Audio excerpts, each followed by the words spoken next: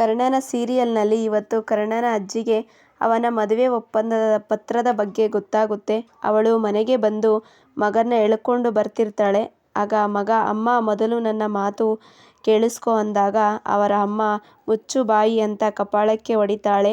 ಆಗ ಕರ್ಣನ ಅಮ್ಮ ಅತ್ತೆ ಏನು ವಿಷಯ ಅಂತಾಳೆ. ಆಗ ಅಪ್ಪ ಮಗನ ಮಧ್ಯೆ ಒಪ್ಪಂದ ಅಂತಾಳೆ. ಆಗ ಎಲ್ಲರೂ ಶಾಕ್ ಆಗ್ತಾರೆ.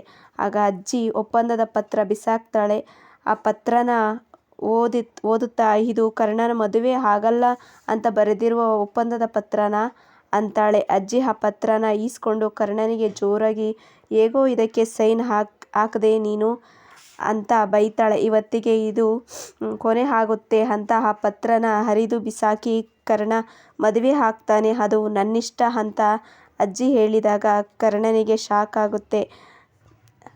ಕರ್ಣ ಅಜ್ಜಿನೇ ನೋಡ್ತಿರ್ತಾನೆ.